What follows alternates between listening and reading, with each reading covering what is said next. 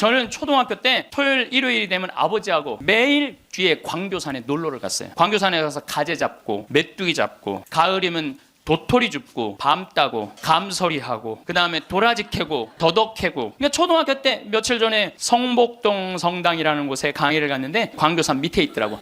다 생각이 나요. 상강교, 하강교. 지금도 40년 전 일인데 머릿속에 아직도 그 즐거웠던 추억이 그대로 남아있어요.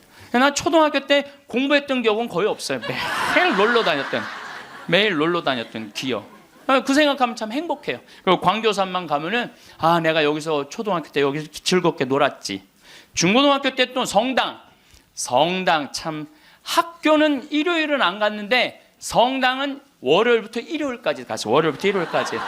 그 여름에 캠프 간다고 우리 때는 4박 5일 갔어요. 그때는 또 어디 놀러를 갈 때가 있어요. 성당에서 가는 캠프가 최고의 행사였죠. 그럼 뭐 조 모임 하면은 뭐 너는 쌀 갖고 와라, 넌 냄비 갖고 와라, 넌 텐트 갖고 와라, 남자 5 여자 5 같은 조로, 이건 뭐 살림살이 떠나는 거하고 똑같은 거예요.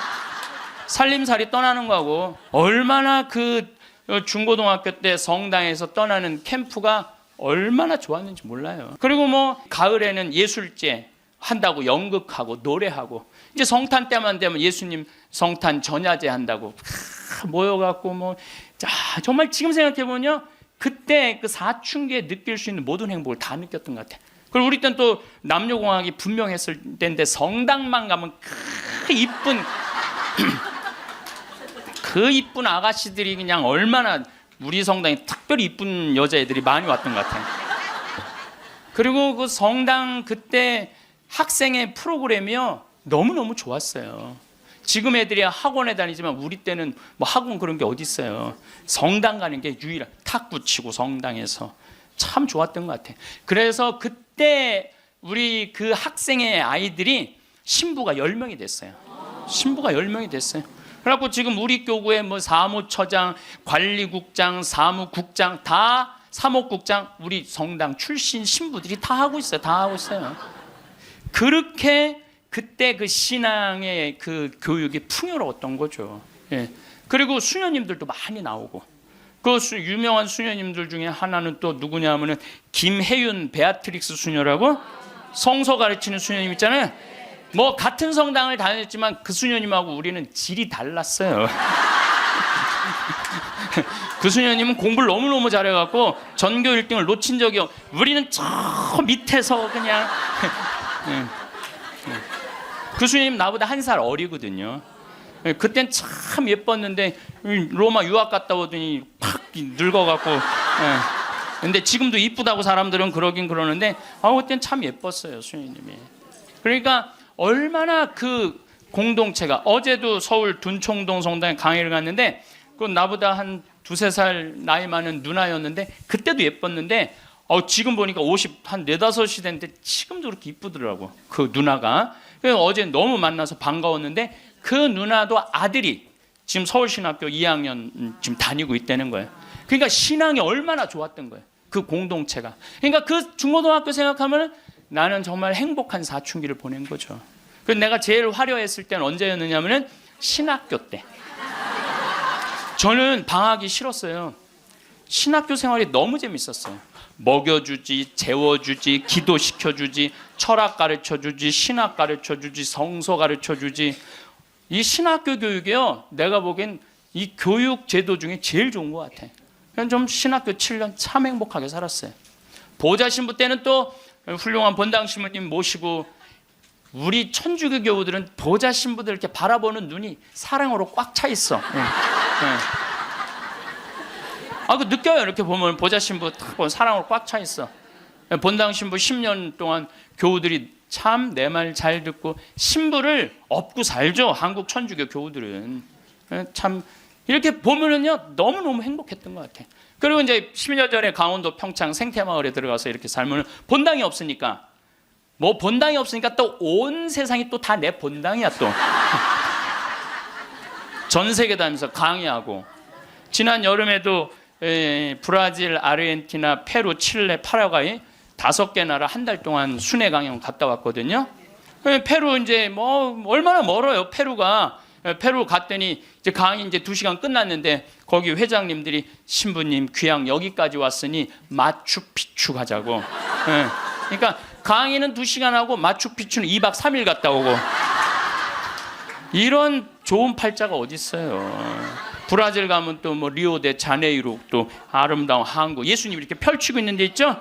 예, 이번에 월드컵 한대. 참 얼마나 좋은 팔자예요. 깔라파떼라고 아르헨티나 맨 밑에 빙하 있는데 신부님 환경하시니까 꼭 보셔야 된다고. 세상에 이렇게 돌아보면 난 웃으면서 죽을 수 있을 것 같아요. 또 작년에는 내가 또 아침마당에도 출연했잖아. 아침마당. 예. 평화방송도 모자라서 아침마당까지. 그냥 아침마당을 2번을 강의를 나갔었는데 목요 특강 2번을 강의를 나갔었는데 보통 목요 특강 시청률이 7% 정도 된다고 그래요. 근데 전 2번 다 10.4%가 나왔어요. 이게 뭐 물론 그 3.4%는 우리 천주교 교우들이 봐줘서 올라간 건지 내가 알고 있죠. 천주교 교우들이 봐줘서 올라간 거 알고 있는데 나는 그 목요 특강 하려고 그러면 새벽 4시에 집에서 나와야 돼요. 새벽 4시에 이제 또 눈이 항상 오니까 겨울에 작년에도 마지막 강의 12월 27일인가 나왔는데 그 눈길을 헤치고 와서 이제 딱 가면은요 여의도에 도착하면은 깜짝 놀랐어요. 여자 둘이서 달겨 들어가고 막 화장을 1시간 동안 하는 거. 화장을 1시간 동안. 평화방송은 생전 화장 안 해주는데 화장을 1시간 동안. 이제 그리고 이제 강의가 끝나고 이제 평창에 집에 들어갔는데 생태마을이 난리가 난 거야. 왜 그런가 했더니 그 강의를 들으면서 실시간 검색어가 1위였대요. 그리고 전국에 우리 교우들이 아니고 일반인들이 전화해갖고 거기 신부님 생태마을 자랑하는데 거기 가보고 싶다고. 근데 할머니 한 분이 성당도 안 다니는 할머니가 전화해갖고 오늘 그 강의한 신부님 어쩜 그렇게 유쾌하고 우리 마음을 잘 아느냐고.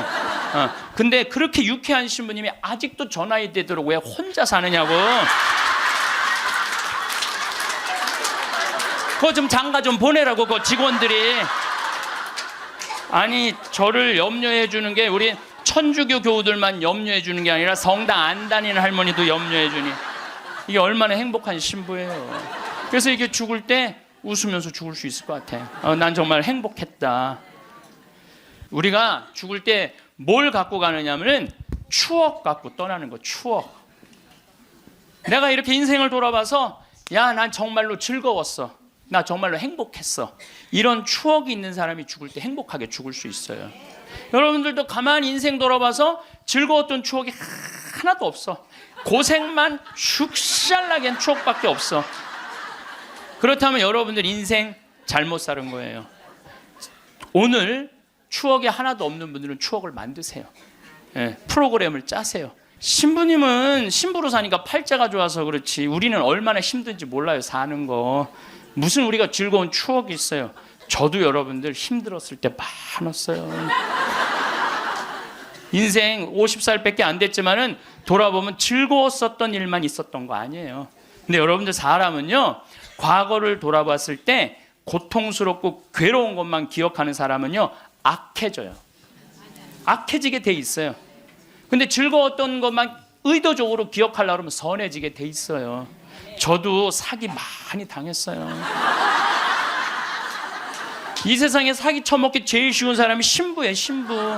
세상 물정 모르니까 사기도 많이 당했고 배신도 많이 당했어요. 그래갖고 아픔이 많았었어요. 근데 가만히 내 인생을 돌아보면 내가 사기당했을 때 내 상태가 어땠었냐면 욕심이 꽉 차 있었을 때. 그러니까 내가 강의 때 여러분들 욕심 부리지 말라는 게 그냥 하는 말이 아니라 이 온 몸에서 경험을 하고 나온 말이에요. 온 몸에서 경험을 하고 나온 얘기, 그냥 하는 얘기가 아니에요. 온 몸에서 나온 거죠. 또 뭐 배신도 많이 당했고. 그런데 내가 이렇게 요한복음을 읽어보면 예수님이 이 루카복음에도 마테오복음에도 이런 악마가 와서 유혹을 해요. 돌도로 빵대라고 그러고 산에서 뛰어내리라고 그러고 성당에서 교회 종탑에서 뛰어내리라고 그러고 그랬을 때 예수님의 한마디 한마디가 그게 다 내 인생에 나도 저런 유혹이 있는데 예수님은 안 빠졌는데 난 다 빠졌던 거야. 나는 다 빠졌던 거야. 그러면서 제가 깨달은 게 있어요. 아, 욕심 부리지 말아야 되겠구나. 그리고 하느님을 더 사랑해야지 사람을 더 사랑하면은 꼭 고통이 오는구나. 그리고 이제 좋았던 것만 기억을 하는 거야. 나빴던 기억을 자꾸 하면요 인생이 우울해요. 습관이에요, 습관. 여러분들 그 불행한 사람들 며칠 전에 그 신문에 아주 재미난 게 나왔어. 불행한 사람 10가지 특징이 나왔어. 자신과 남의 단점만 본다. 불행한 사람들은요 자신과 남의 단점만 본대요. 그 다음에 두 번째, 변화시킬 수 없는 것에 대한 걱정을 한다. 그러니까 과거를 집착하는 거야. 과거에 내가 왜 그랬을까? 안 바뀌어요, 과거는. 그 다음에 쉽게 포기한다. 뭘 하다가 그냥 금방 포기하는 사람, 이 사람 불행해진다는 거죠. 운동을 하지 않는다. 예, 운동하는 사람이 행복해요. 그래서 여러분들 꼭 운동하셔야 돼. 뭐 이건 이번 다음 달 강의에 꼭 하겠지만은, 예, 그 다음에 성취 불가능한 목표를 세운다. 성취 불가능한 목표를 세운다. 건강에 좋지 않은 음식만 골라 먹는다. 그러니까 우리가 행복하려면 건강에 좋은 음식을 먹어야 돼. 우리 청국장 가루 같은 거, 이런 거. 네. 얼마나 좋아요, 이 청국장 가루 같은 거. 나도 오늘 아침에 좀 일찍 나오는 바람에 청국장 가루를, 저는 그냥 제가 일어나자마자 제가 타 먹어요, 맹물에. 그걸 먹으면요 기분이 참 좋아요. 그리고 이제 요즘은 이제 시래기, 무청 있죠? 우리 생태마을에 그냥 온 생태마을에 무청이 널려 있어요 지금. 네. 그걸 보고 있으면 기분이 좋아요. 그 시래기 탁 삶아갖고 무쳐갖고 밥을 비벼 먹으면, 우리 생청국장에다 밥을 비벼 먹으면 너무 맛있어. 잠을 충분히 자지 않는다. 불행한 사람들. 인터넷에 갇혀 산다. 남에 대해 험담, 부정적인 말만 한다.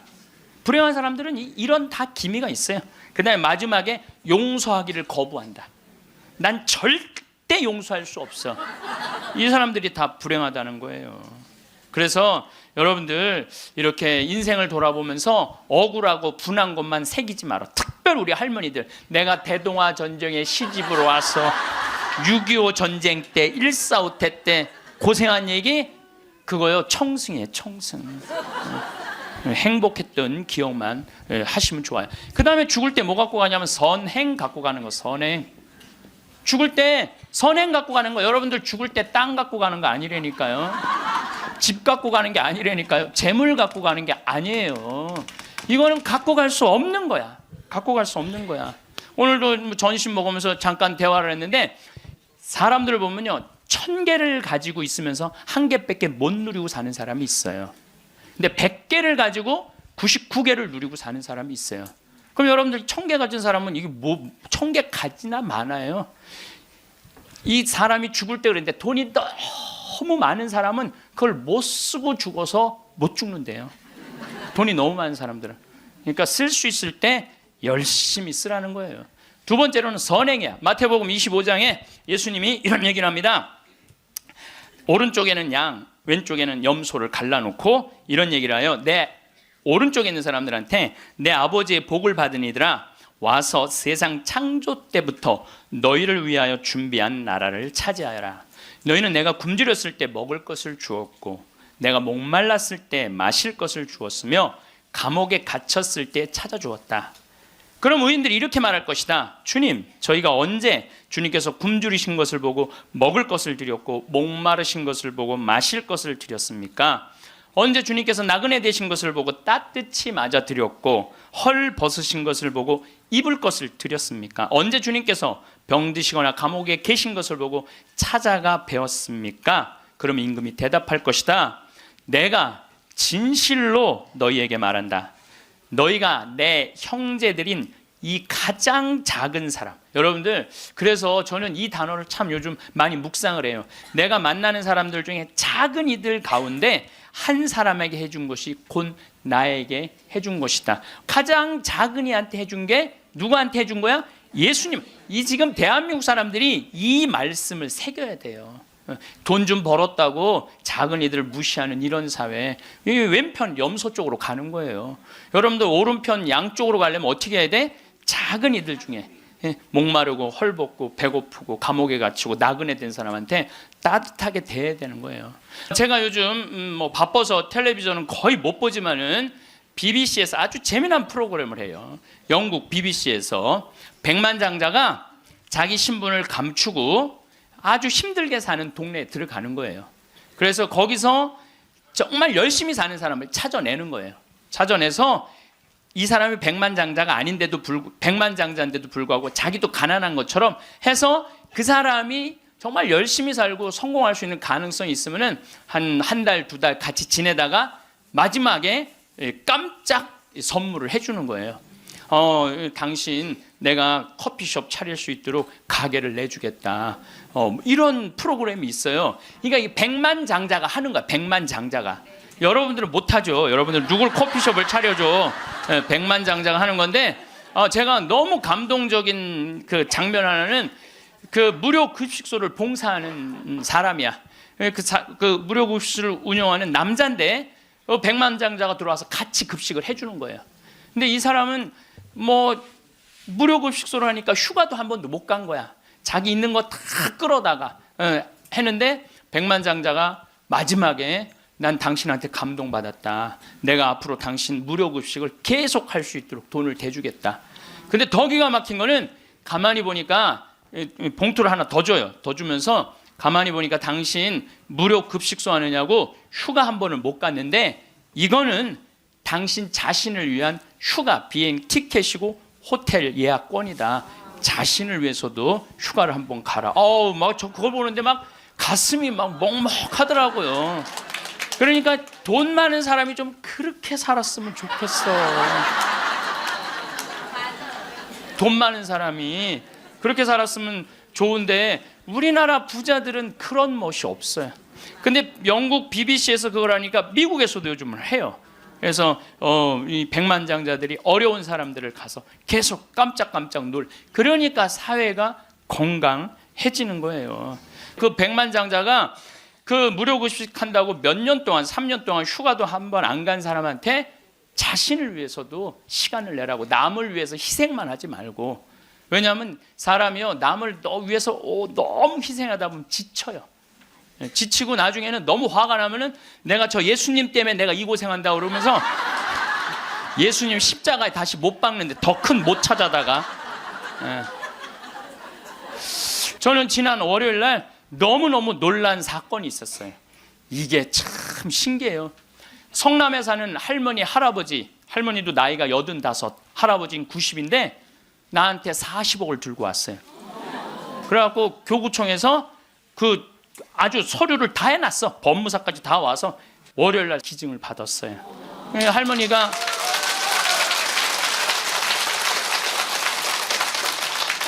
그러니까 되는 거야.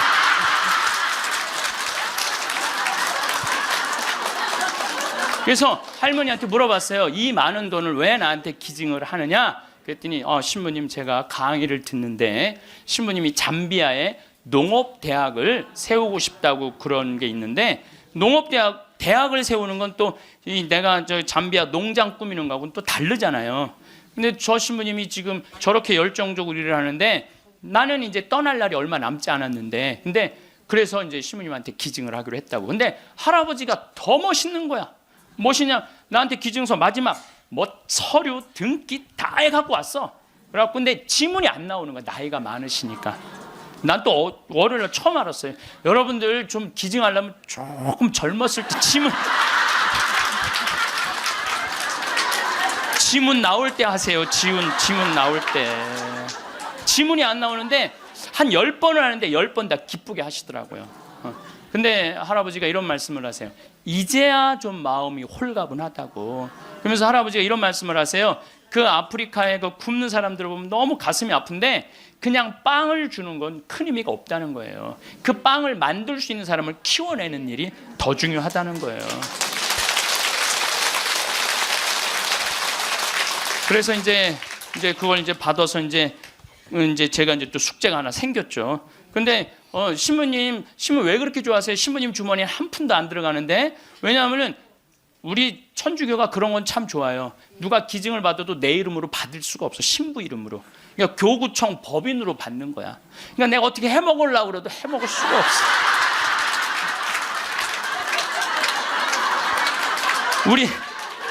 우리 주교님 도장을 훔쳐야지 해먹을 수 있는 거니까. 주교님 도장을 훔쳐야지. 근데 그 할아버지가 더 기가 막힌 말씀을 하셨어요. 어떤 말씀을 하셨느냐면은 신부님 아들한테 물어봤대요. 신부님한테 기증하기로 했다. 그랬더니 아들이 아버지 기증하세요. 나 넓은 집이 있고 직장이 있는데 그거 돈 많으면 머리 아파요. 그 아들도 기가 막히죠. 아니 뭐 법적으로 뭐 소송도 한다는데. 그래서 여러분들 제가 말씀드리는 거는 우리가 죽을 때 갖고 가는 게 땅이 아니라니까요. 집이 아니고 재물이 아니에요. 뭐냐면 선행이야. 선행. 내가 뭔가 베풀 수 있는 선행이 있어야 돼요. 그래서 여러분들도 내가 돈이 없다라면 마음으로라도 나눌 줄 알아야 돼. 마음으로라도. 예. 그래서 여러분들 신부님 저는 주머니에 돈 한 푼도 돈이 부처님이 그랬잖아요. 나눠라 그러니까 저는 부처님 아무것도 가진 게 없습니다. 부처님이 뭐라 그래요? 왜 네가 가진 게 없냐? 네가 사람들하고 대화할 때 따뜻하게 웃어주는 것도 나누는 거다. 누가 사람이 얘기를 할 때 네가 자세를 낮추고 경청하는 것도 그것도 나누는 거다. 공손한 것도 나누는 거다. 여러분들 꼭 돈으로 나눠야 돼? 아니에요. 마음으로도 얼마든지 우리가 나눌 수가 있는 거예요. 록펠러라고 있어요. 미국 부자. 이 사람 죽었는데 얼마나 부자냐면 1850년도에 태어난 사람인데 55살에 전 세계의 90%를 줘요. 세계에서 최고로 부자였어요. 55살에 이 사람이 불치병을 딱 판정을 받아요. 1년밖에 못 산다고. 1년밖에 못 사니 전 세계 최고의 부자인데 55세 1년밖에 못 사니 얼마나 기가 막혀요. 병원에서 탁 나오는데 이렇게 보니까 병원 정가운데 뭐라고 써 있느냐면은 받는 자보다 주는 자가 행복하다. 그거를 봐요. 그거를 보고 막 가슴에 전율을 느껴요. 어떤 전율을 느끼냐면 자기는 돈이 그렇게 많은데도 준 적이 없는 거야. 막 회사 병합하고 뺏고 막 이랬거든요. 아주 냉혈한이었어요. 예. 완전히. 그래갖고 가만히 나는 그 많은 돈 중에 준 적이 없네. 여러분들 마음 가끔 이렇게 말하는 분들이 있어. 누가 나 좀 돈 좀 안 주나? 이 사람 불행한 거예요. 이 사람 무조건 불행한 거예요. 내가 누구 돈 좀 줘야지 이 사람이 행복한 거예요. 항상 얻어먹을 자세가 돼 있는 사람은 불행한 거예요. 주려고 그래야 돼. 주려고. 그래서 저는 본당 신부하면서도 교우들하고 밥을 먹어도 정말 내가 냈지 교우들이 돈 못 내게 했어요. 왜냐하면 가만히 보면 교우들 먹고 살기 바쁜데 자식도 공부시키고 월세 세금 내기 바빠 죽겠는데 신부한테까지 돈을 뺏기면서 밥을 사주는 거예요. 이게 그래서 나는 내가 다 정말 많이 냈어요. 그 처음에 신부님한테 밥 얻어 먹은 적이 평생에 처음이라는 교우들을 참 많이 봤어요. 신부님 무슨 돈이? 나 돈 많아. 나는 강사료도 많고 인세가 또 많이 들어오잖아요. 나는 인세도 많이 들어오고 그래서 난 많으니까 걱정하지 마라. 그래갖고 난 다 사줬어요. 그래도 난 내 주머니에 한 번도 돈이 떨어져 본 적이 없어요. 이게 언제 들어오냐면 내 영명 축일 때 다 들어온다니까요. 내 영명 축일 때. 그리고 예수님이 뭐라고 그러냐면 5,000명 빵 먹일 때 너희들이 줘라. 그러니까 제자들이 이 많은 사람들 어떻게 우리가 주냐 그러니까 예수님이 이런 말을 해요. 너희가 거저 받았으니 거저 주어라. 참 이 말이 전 좋아요. 우리가 나누지 못하기 때문에 인생이 괴로운 거죠. 그래갖고 록펠러가 나는 이렇게 많이 줄 수 있는데 내가 하나도 못 주고 죽는구나. 근데 마침 그 병원에서 호텔 로비에서 딸아이 입원비가 없어갖고 막 병원 사람들한테 제발 내 딸 좀 입원 시켜달라고 막 울며 불며 매달리는 엄마를 봐요. 록펠러가 그걸 보고 비서를 시켜서 병원비를 대주라고. 병원비를 대줬는데 그 소녀가 기적같이 나요. 록펠러가 너무너무 행복한 거야. 야, 나도 이렇게 나누니까 이렇게 좋으네. 내가 남은 1년 동안 나눠야 되겠다. 그래서 막 시카고 대학도 세우고 병원 한 2,000개 세우고 도서관도 세우고 고아원도 세우고 그 남은 시간 동안 돈이 많으니까 엄청나게 나누기 시작을 했어요. 근데 그렇게 나누다 보니까 록펠러가 이 55세 죽는 데는 록펠러가 98까지 나누다 죽었습니다. 98까지 나누다 죽었어요. 그러면서 죽으면서 록펠러가 이런 얘기를 해요. 어떤 얘기를 하느냐면 내가 쥐려고 그랬던 55년은 쫓기고 살았다는 거예요. 인생을. 사람이 가지려고 그럴 때는요 인생을 쫓기게 돼 있어요. 근데 내가 나누기 시작하면서부터는 내 삶은 기쁨으로 가득 찼다고 그래요. 기쁨으로 가득. 그리고 죽을 때 갖고 가는 건 결정적인 건 믿음이야. 믿음이 없는 사람은요 노잣돈 없이 떠나는 거예요. 믿음이 없는 사람은 노잣돈이 없이 떠나는 거. 죽을 때 빈 털터리로 떠나는 거. 빈 털터리로. 근데 내가 주님께서 날 기다리고 계셔. 주님께서 날 맞아주실 거야. 이 믿음 있는 사람은요 여행 떠날 만해요. 근데 딱 저승에 들어섰는데 아무도 날 데려가는 사람, 깜깜한 어둠만 날 기다리고 있는 사람은 너무너무 힘든 거죠. 제가 한 10년 전에 우리 후배 신부들을 데리고 제주도에 스킨스쿠버를 데리고 갔어요. 바다에 들어가는 거. 근데 뭐 한 6, 7명 신부들하고 지구 신부들하고 갔는데 문섬, 새끼섬, 서귀포 쪽에 거기가 참 아름다워요. 근데 이제 그 신부들은 초보니까 강습을 받고 나는 좀 할 줄 아니까 새끼섬에 바다에 이렇게 들어가서 이제 혼자 절대 가면 안 되는데 그래도 이제 혼자 이렇게 좀 옆에 이제 강습하는 거 보고 혼자 이렇게 돌았어요. 근데 그 신부 중에 하나가 물 공포증 있는 신부가 있어요. 너는 여기서 낚시만 해. 그래갖고 이제 그 신부는 위에서 낚시를 하고 있는데 나는 이제 바다에 들어 물고기가 얼마나 많은지 몰라요. 돌돔 하여튼 물고기가 얼굴을 치고 지나갈 정도로 물고기가 많아요. 바다에 들어가 보면은.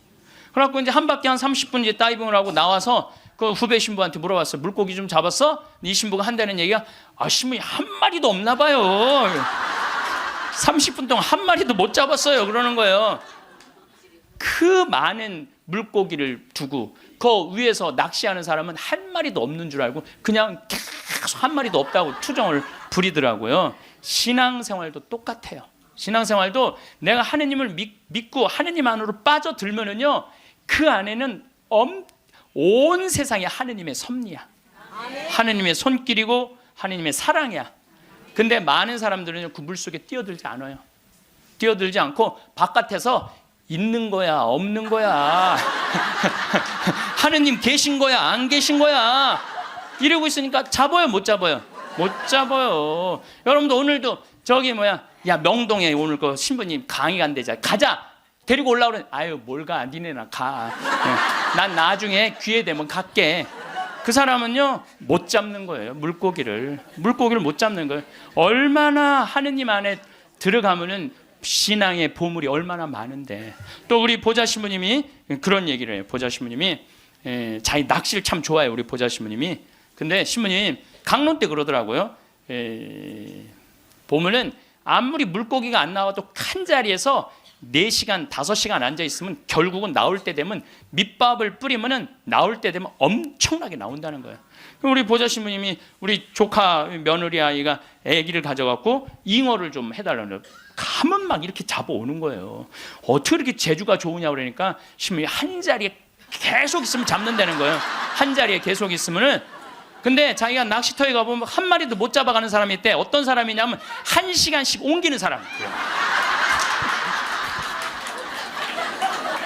이 사람은 하나도 못 잡고 가는 거야. 하나도 못 잡고. 그래서 신앙도 꾸준한 사람이, 변함이 없는 사람이 엄청난 보화를 끌어올릴 수 있는 거예요. 우리가 죽는 게 참 싫은 이유는 두려움 때문에 그렇습니다. 두려움. 막연한 두려움이 있어요. 죽고 난 다음엔 도대체 어떤 세상이 펼쳐질 것인가. 그런데 제가 말씀드렸듯이 죽고 난 다음엔 우리는 천당에 가요. 우리가 천국에 가면 더 이상 부당한 대우 받지 않고 서름 받지 않아요. 하느님께서 어느 누구든 위로해 주시고 따뜻하게 감싸 주시기 때문에 우리는 죽음 이후를 막연히 두려워할 필요가 없다는 거예요. 예수님께서 나는 부활이요 생명이다. 나를 믿는 사람은 죽더라도 영원히 죽지 않는다 말씀하신 것처럼 우리는 죽는 게 죽음이 아니야. 새로운 삶으로 옮아가는 여정일 뿐입니다. 여러분들 그 누에가 알이 되고 꼬치가 돼갖고 누에가 되고 난 다음에 그 다음에 어떻게 돼요? 나비가 돼서 날아가잖아요. 그 누에 꼬치로 있을 때 아주 볼품이 없잖아요. 근데 나비로 날아갈 때는 얼마나 아름다워요. 그러니까 우리가 천국에 가서는 지금 모습보다 훨씬 아름다울 거예요. 그랬더니 어떤 분이 딱 미국에서 강의를 하는데 맨 앞에서 강의를 열심히 듣던 분인데 굉장히 뚱뚱해요. 그런데 그분이 손을 들더니 신부님 나도 천국에 가면 날씬해지고 아름다워집니까? 그렇게 물어보더라고요. 그래서 제가 이렇게 대답을 했어요. 날씬하게 될지는 모르지만 아름답긴 할 거다. 아름답긴 할 거다. 어쨌든 우리가 두려움이 막연한 두려움이 있어요. 근데 하느님을 믿는 우리들은 죽는 것에 대한 두려움 가질 필요 없어요. 하느님께서 우리를 천국으로 초대해 주실 것이고 예수님이 뭐하러 그렇게 십자가에 힘들게 못 박혀 돌아가셨어요. 많은 사람들을 구원하시기 위하여 돌아가신 거예요. 여러분들은 그 부활 신앙을 믿어야 돼. 우리 그리스도인들에게 최대 신앙의 핵심은 부활 신앙이에요. 내가 나비보다 훨씬 아름다운 모습으로 부활할 거라는 이 믿음. 그래도 죽는 게 싫어. 뭐 때문에 그래? 생이별 때문에 그래. 생이별. 아무리 죽어서 천당 간다 하더라도 이 세상에 죽으면 더 이상 사랑하는 아내 볼 수 없고 남편 볼 수 없고 자식 볼 수 없고 부모님 볼 수 없기 때문에 이 생이별, 죽음 때문에 생이별이 되는 거예요. 죽으면 더 이상 사랑할 수도 없고 사람으로서 도리도 못하고 내가 누리고 싶은 호강도 못 누리고 이 세상에서 고생만 하다가 죽는 게 싫은 거예요. 그래서 여기 계신 분들 중에 죽기 직전에 후회하지 말고 죽기 전에 내가 뭘 할 걸 그런 거 후회하지 말고 혹시 돈 100억 정도 있는 분들은 한 10억, 20억만 놔두고 80억은 쓰세요. 맛있는 것도 사 먹고 여행도 다니고 그러면 되지. 우리가 죽을 때 돈 가지고 가는 거 아닙니다. 죽을 때 가지고 가는 거 땅, 재산 이게 아니에요. 공술의 공수거예요. 빈손으로 왔다 빈손으로 가는 거예요. 가지고 가지도 못하고 쥐고 그냥 이거 쥐려고 인간성도 버리고 나쁜 짓이란 나쁜 짓 다 골라하면서 죽는 사람들 보면 참 제가 보기에는 참 가슴이 아파요. 여러분들 죽을 때 돈 갖고 떠나는 게 아니에요. 그래서 우리 죽을 때는 추억, 선행, 믿음 갖고 가는 거예요. 집 갖고 가는 게 아니라니까요. 어쨌든 내가 지난 2월 달에 이제 성주순례 이제 가서 이제 갈릴레아 호수를 도는데 그 갈릴레아에서 3일을 머물었어요. 갈릴레아가 신앙의 유산이 너무 많아요. 5,000명 먹이신 빵의 기적도 갈릴레아 호수에서 했지. 산상 설교도 갈릴레아에서 했지. 풍랑 걸은 데도 갈릴레아지. 제자들하고 예수님하고 만난 데도 갈릴레아지. 얼마나 많아요. 그러니까 거긴 3일을 머물렀죠. 3일을 머물고 이제 저녁에 이제 모여갖고 80명 순례자들한테 오늘 느낀 신앙의 감동을 나눔 얘기를 하자고 그랬어요. 근데 참 우리 천주교 신자들은 이상하죠. 말 그렇게 잘하다가도 말씀 나누게 하자 그러면 입을 다물어. 말씀 나누게 하자 그러면. 내가 아는 몇몇 연예인도 있으면 연예인들을 만나고 얘기를 하면 신앙이 너무너무 좋아요. 그런데 방송에만 나가면 절대 말 안 해. 신앙에 대해서. 신기해. 개신교 성도들은 간증하라고 그러면 그냥 뛰어나가고 서로 하려고 그러는데 우리는 그냥 잘 놀다가도 자 지금부터 말씀 나누기 전에 내가 묵상을 했어요. 왜 우리 천주교 교우들이 이렇게 입이 무거운가. 내가 묵상을 했어요. 답을 찾아냈어요. 요셉 성인 닮아서 입이 무거운 거. 요셉 성인 닮아서. 요셉 성인이 참 입이 무거워요. 보면은 아니 장가를 가려고 딱 했는데 마리아가 애를 배 갖고 온 거야. 기가 막히잖아요. 나는 손도 잡은 적이 없는데. 그럼 일반 사람이면 뭐라고 그럴 거냐? 친구들한테 야 얘기 좀 하자. 야 난 너무 고민이 있어. 아니 마리아가 결혼도 하기 전에 애를 배웠네. 이거 어떻게 하면 좋지? 분명히 이렇게 얘기했을 거예요. 근데 요셉 성인은 아무한테도 말하지 않고 혼자 파혼하기로 혼자만 마음속으로 생각을 해. 우리 천주교 교우들하고 똑같은 거예요. 그 12살 때 예수님 3일 동안 잃었다가 3일 만에 찾았어. 3일 동안 근데 나는 요셉 성인도 참 대단해요. 내 애도 아니고, 그렇잖아요. 내 애도 아니고 마누라도 내 마누라도 아니야. 사실은 그렇잖아요. 그런데 그 아이하고 그 엄마를 12년 동안 책임졌다는 건요, 보통 사람 아니면 못해요. 참 무직한 분이죠.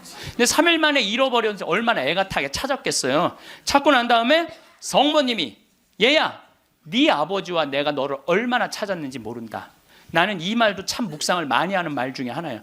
성모님도 시집을 막상 오긴 왔는데 뱃속에 아기가 이씨 들어왔으니 얼마나 미안해요. 그러니까 항상 요셉 성인한테 미안한 마음이 있었던 것 같아.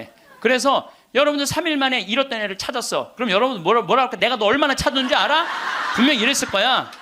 근데 성모님은 자기를 먼저 내세우지 않았어요. 자기 아이임에도 불구하고 얘야 네 아버지와 내 남편을 인정해 준 거죠.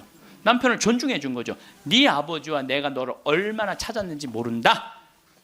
그런데도 요셉 성인은 아무 말도 안 해. 한마디도 안 해. 찾았으면 됐지 뭐 이거죠. 한마디도 안 해요. 그래갖고 이제 우리 천주교 교우들이 요셉 성인 닮아서 말을 안 해요. 그래서 내가 우리 말씀 나누게 좀 하여튼 안 해. 근데 호텔 로비에서 얼마나 근사해요. 갈릴레아 호텔 신앙을 얼마나 간증하고 싶겠어. 아무도 말 안 하는데 70살 먹은 할머니가 손을 번쩍 드는 거예요. 내 말 끝나자마자 자기가 말한다는 거예요. 너무 고맙더라고요. 근데 그분은 할아버지하고 같이 오신 할머니인데 딱 일어나더니 할아버지의 손가락질을 딱 하더니 이렇게 말하는 거예요.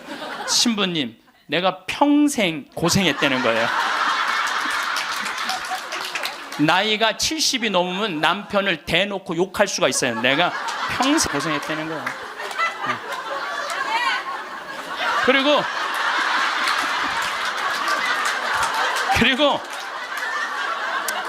자기가 자식 셋 키웠는데 70이 됐는데 자기한테 자식들이 고맙다고 말 한마디 안 하고 남편이 그 잘난 반지 목걸이 한번 사준 적이 없다는 거예요.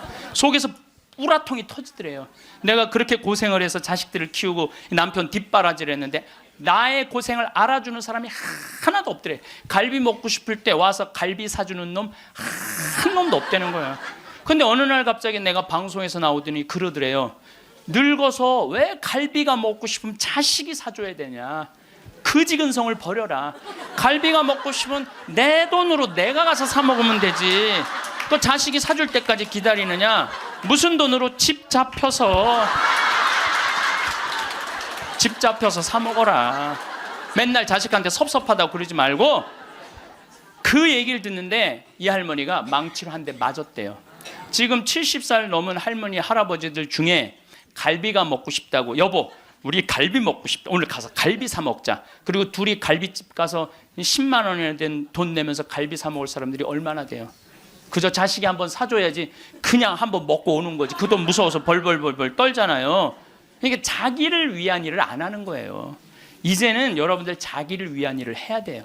자기를 위한 일을. 어쨌거나 하여튼 이제 나도 이제 사 먹어야 되겠다. 집 잡혀서 그런 생각을 하는데 평화신문에 황창현 신부와 함께 떠나는 도보 성주순례가 딱 떴대. 그걸 보는 순간 이 할머니는 이거다 하고 이 할머니는 그냥 집을 팔았대. 그냥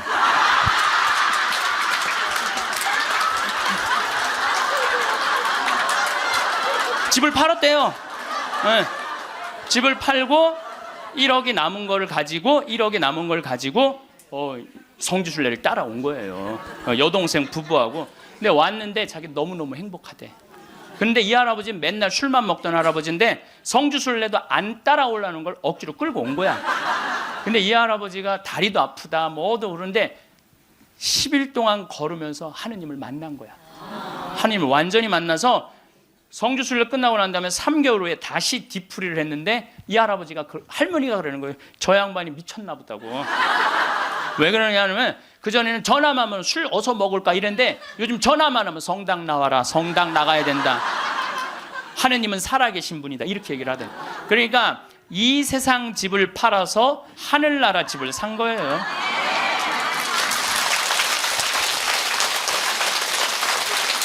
그러니까 여러분들도 제발 이 세상에 너무 얽매이고 연연하지 말라는 거예요.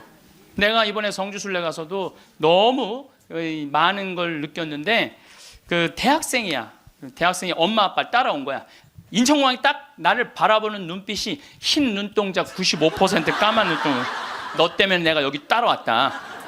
근데 이 친구가 성주순례를 하루를 걷더니 이틀을 걷더니 눈빛이 바뀌는 거예요. 그러면서 마지막엔 이 친구가 이런 말을 하더라고요. 신부님, 저는 가슴이 지금 터질 것 같이 행복하다는 거예요. 살아계신 예수님을 만나서 가슴이 터질 것 같이 행복하다는 거예요. 그리고 그 친구는 엄마 아빠가 길을 잃고 공부 굉장히 잘하는 아이였어요. 근데 지금 의대 공부를 한대요. 내가 아프리카에 좀 가서 봉사 좀 하자 그랬더니 그러니까 길을 찾은 거지. 그러니까 여러분들 제발 좀 죽기 전에 가지 말고 언제가? 지금 가세요. 지금 가세요.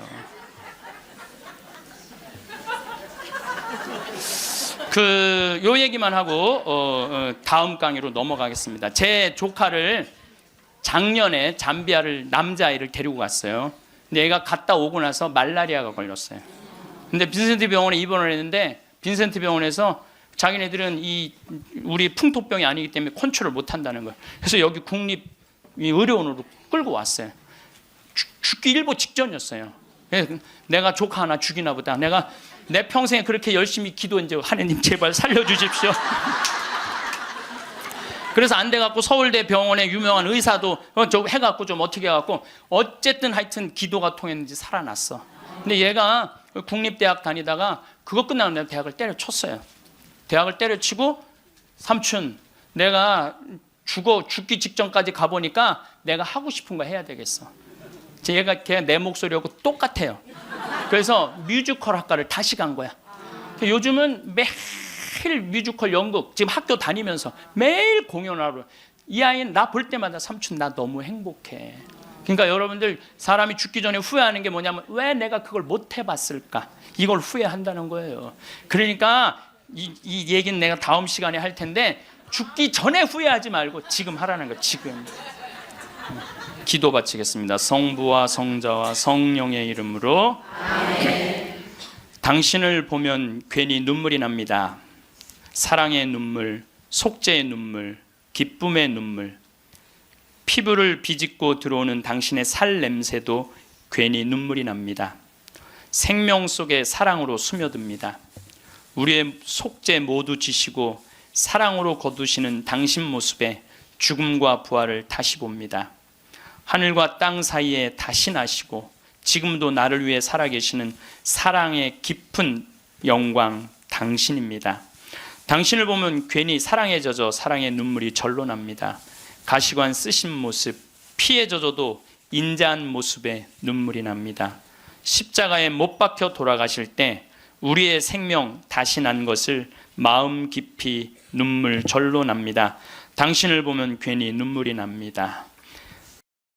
행복은 어디쯤 있을까요? 많은 분들이 그것을 저 멀리 두고 살아갑니다. 지금보다 형편이 나아지면, 지금보다 여유가 생기면, 지금보다 걱정이 줄어들면 그때 비로소 행복해질 수 있을 것이라고 믿습니다. 그런데 신기하게도 그 조건들이 하나씩 이루어져도 행복은 좀처럼 손에 잡히지 않습니다. 왜냐하면 삶은 늘 새로운 문제를 가져오고 행복의 조건은 자꾸만 다음으로 밀려나기 때문입니다. 무언가를 이루면 또 다른 무언가가 부족하게 느껴지고 그것을 채우면 또 다른 빈자리가 생깁니다. 이렇게 반복되는 흐름 속에서 행복은 늘 조금 앞서 달아나는 것처럼 느껴집니다. 어쩌면 행복은 도달해야 할 목표가 아니라 오늘을 살아가는 태도 그 자체인지도 모릅니다. 마음을 어디에 두느냐에 따라 같은 하루도 전혀 다른 하루가 됩니다. 같은 아침을 맞이하면서도 어떤 분은 오늘도 힘들겠다고 느끼고 어떤 분은 오늘도 살아있다고 느낍니다. 그 차이가 결국 삶 전체의 색깔을 바꾸어 놓습니다. 살면서 느끼게 되는 것이 있습니다. 삶의 커다란 성취보다 아주 사소한 순간들이 마음에 더 오래 남는다는 것입니다. 창문으로 들어오는 따뜻한 햇살, 오랜만에 들은 반가운 목소리, 문득 바라본 하늘의 색깔, 혼자 조용히 앉아있는 고요한 오후. 이런 것들이 실은 행복의 진짜 얼굴일 수 있습니다. 화려하지 않고 대단하지 않고 누군가에게 자랑할 만한 것도 아니지만 그 순간들이 차곡차곡 쌓여 삶을 부드럽게 만들어줍니다. 행복은 특별한 사건이 아니라 평범한 순간을 감지하는 감각에서 시작됩니다. 그 감각은 훈련처럼 키워질 수 있습니다. 지나치던 것들을 천천히 바라보는 습관, 당연하게 여기던 것들에 새삼 감사하는 마음, 그것만으로도 하루의 무게가 달라집니다. 거창한 것이 없어도 눈부신 날이 아니어도 지금 이 자리에 이렇게 존재한다는 사실 자체가 이미 작은 기적임을 느끼는 순간이 있습니다. 그 순간을 자주 만나는 사람이 결국 행복에 가장 가까이 있는 사람입니다. 이 인생의 끝에 가서 남는 것은 무엇일까요? 잃은 것들의 목록보다 마음에 새겨진 기억들일 것입니다. 오래도록 마음을 붙잡는 것은 숫자나 성과가 아닙니다. 함께 웃었던 장면, 누군가의 손을 잡았던 감촉, 비 오는 날, 처마 밑에 함께 서 있던 기억 같은 것들입니다. 그래서 삶은 얼마나 많이 이루었는가 보다 얼마나 많은 좋은 기억을 만들었는가가 더 중요할 수 있습니다. 지나간 시간을 후회로만 채우면 현재까지 어두워집니다. 반면 작은 기쁨을 자주 발견하는 사람의 삶은 전체적으로 따뜻한 빛을 띠게 됩니다. 기억은 과거에 있지만 그것을 어떻게 품느냐는 오늘의 일입니다. 지나간 일들을 떠올릴 때 아프고 억울한 감정만 남아있다면 그것은 그 시간이 나빴기 때문만은 아닐 수 있습니다. 어쩌면 그 안에 있던 따뜻함을 미처 발견하지 못했기 때문일 수도 있습니다. 힘들었던 날들 속에도 분명 누군가의 온기가 있었고 작은 웃음이 있었고 버텨낸 여러분의 힘이 있었습니다. 그것들을 하나씩 기억해내는 일, 그것이 지나간 삶을 다시 아름답게 만드는 방법입니다. 많은 분들이 평생을 누군가를 위해 살아오셨을 것입니다. 가족을 위해, 주변을 위해, 맡은 역할을 위해 자신을 뒤로 미루며 살아오셨을 것입니다. 그 마음은 아름답습니다. 그러나 자신을 너무 오래 미루어 온 삶은 어느 순간 허무함을 남깁니다. 무언가를 해냈는데도 채워지지 않는 느낌, 열심히 살았는데도 남는 공허함, 그것은 자신에게 소홀했던 시간들이 남긴 흔적일 수 있습니다. 남을 위한 삶도 소중하지만 그 안에서 자신을 잃어버리면 결국 남도 여러분도 함께 가난해집니다. 스스로가 충만해야 주변에도 무언가를 줄 수 있습니다. 지금 이 순간부터라도 자신을 아끼는 일이 필요합니다. 맛있는 것을 먹고 걷고 싶은 길을 걷고 마음이 편안한 하루를 보내는 것. 그것은 사치가 아닙니다. 삶의 균형입니다. 하고 싶었던 것을 조금씩 해보고 좋아하는 것을 천천히 즐기고 아무것도 하지 않아도 되는 시간을 스스로에게 허락하는 것. 그런 시간들이 쌓일 때 삶은 다시 생기를 찾습니다. 여러분이 스스로를 잘 돌볼 때 삶 전체가 조금 더 충만해집니다. 사람은 무언가를 꽉 쥐고 있을수록 불안해집니다. 잃어버릴까 두렵기 때문입니다. 재산도, 명예도, 관계도, 지위도 붙잡으려 할수록 더 크게 흔들립니다. 손 안에 모래를 꼭 쥐면 쥘수록 더 빠르게 빠져나가는 것처럼 삶도 움켜쥘수록 오히려 멀어지는 느낌이 듭니다. 그런데 신기하게도 나누기 시작하면 삶이 달라집니다. 꼭 큰 것을 나누어야 하는 것은 아닙니다. 따뜻한 말 한마디, 누군가의 이야기를 끝까지 들어주는 태도, 함께 있는 자리에서 진심으로 웃어주는 것도 충분한 나눔이 됩니다. 나누는 삶은 주는 것 같지만 실은 받는 것이기도 합니다. 베풀고 나면 마음이 가벼워지고 관계가 따뜻해지고 삶이 조금 더 의미 있게 느껴집니다. 삶은 움켜쥘수록 메말라지고 흘려보낼수록 오히려 풍요로워집니다.